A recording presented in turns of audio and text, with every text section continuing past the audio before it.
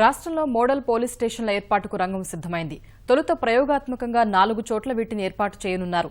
రెండో దశలో జిల్లా ప్రధాన కేంద్రాలకు వీటిని విస్తరించనున్నారు.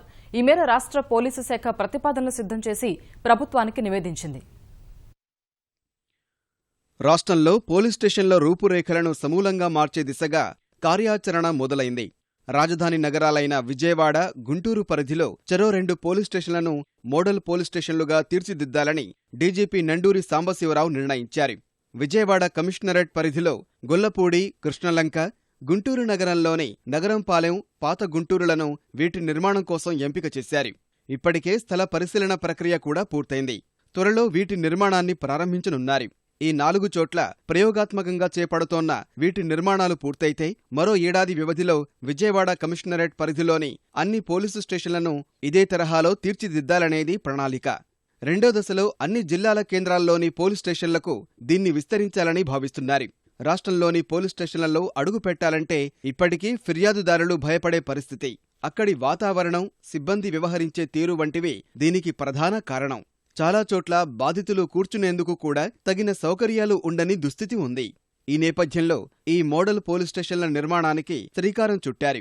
కేవలం భవనం ఆకృతిలోనే కాదు, అక్కడ పనిచేసే సిబ్బంది వ్యవహార శైలి మొదలుకొని ప్రతి అంశంలోనూ విభిన్నంగా ఉండాలనేది ప్రధాన లక్ష్యం.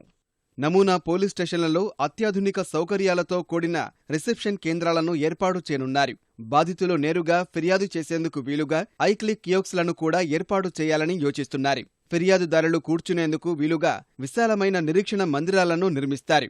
శాంతి భద్రతల పర్యవేక్షణ, నేర నియంత్రణను పర్యవేక్షించేందుకు వీలుగా సాంకేతిక పరిజ్ఞానంతో కూడిన కంట్రోల్ రూమ్, అన్ని వసతులతో కూడిన సమావేశ మందిరం వంటివి ఈ మోడల్ పోలీస్ స్టేషన్లలో భాగంగా ఉంటాయి.